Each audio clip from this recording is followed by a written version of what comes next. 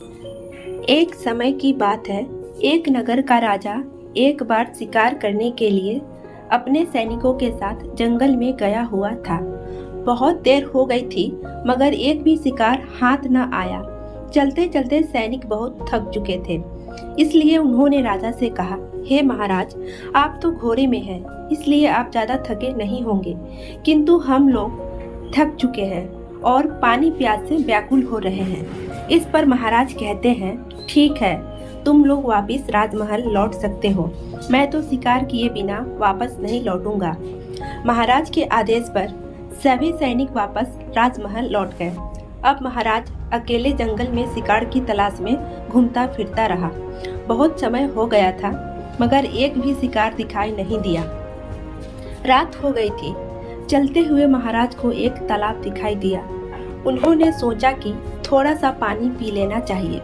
महाराज पानी पीने के लिए अपने घोड़े से उतरकर जब पानी पी रहे थे तभी तालाब के दूसरे छोर में एक सुंदर सी कन्या पानी लेने के लिए आई। महाराज उसे देख मंत्रमुग्ध हो गए। महाराज पहली नजर में ही उस कन्या से प्रेम कर बैठे। वह कन्या अपनी मटकी में पानी भरकर वहां से जाने लगी।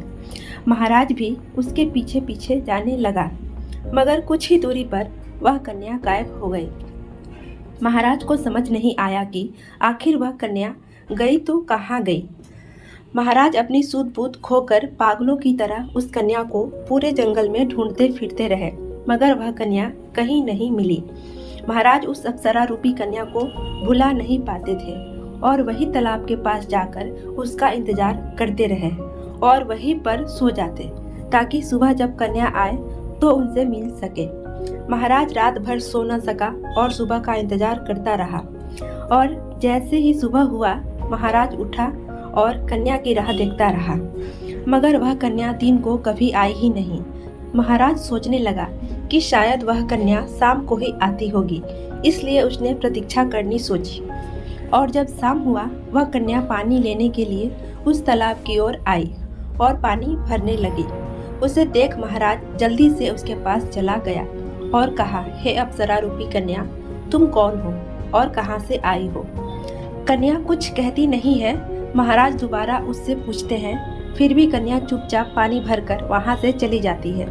रोज इसी तरह से महाराज वहीं पर रहकर उस कन्या से उसका नाम पूछता मगर कन्या जवाब न देती। एक दिन राजकुमारी रात के पहले ही अपना चेहरा ढककर पानी लेने के लिए तालाब में आती है। उस दिन महाराज गुस्से में आकर उस कन्या के नजदीक चला जाता है और कहता है, हे अप्सरा रूपी कन्या, मैं आपके प्रेम में विवश होकर कई दिनों से इस जंगल में भटक रहा हूँ। आप तो अपना नाम बता दीजिए। मैं तुमसे बेइंतहा प्रेम करता हूँ।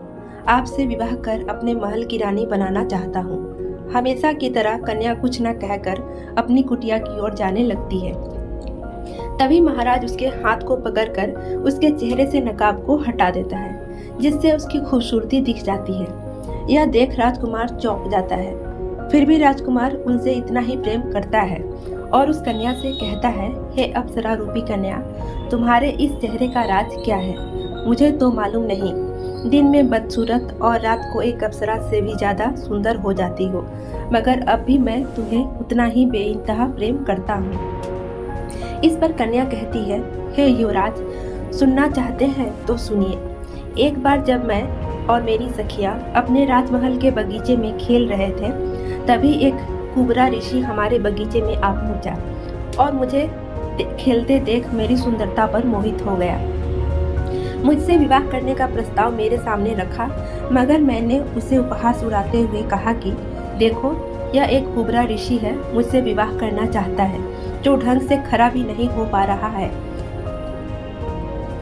इस पर ऋषि ने मुझे श्राप देते हुए कहा कि अरे दुष्ट कन्या, अगर किसी के प्रेम को ठुकरा दिया जाए तो यह ठीक है, मगर उसकी कमजोरी का उपहास उड़ाना ठीक नहीं है। इसलिए तुझे मैं श्राप देता हूँ।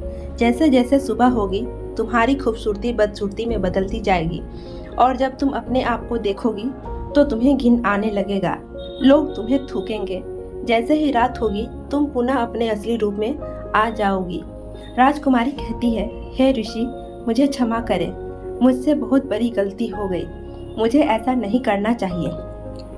यह कहते हुए राजकुमारी उसके पैरों में गिर जाती है और बार बार क्षमा याचना करती है। इस पर ऋषि को दया आ जाती है और कहते हैं, तो ठीक है कन्या, जब कोई राजकुमार तुम्हें तुम्हारी इस अवस्था में प्रेम करे तो तुम्हारी यह श्राप टूट जाएगी। अब राजकुमार के प्रेम से उस राजकुमारी का श्राप भी टूट जाता है और दोनों एक दूसरे से विवाह कर अपने महल की ओर लौट जाते हैं। तो फ्रेंड्स, कहानी आपको कैसी लगी हमें कमेंट करके ज़रूर बताएं। तो आज के लिए इतना ही, अगले वीडियो में फिर से मिलेंगे, तब तक के लिए गुड बाय।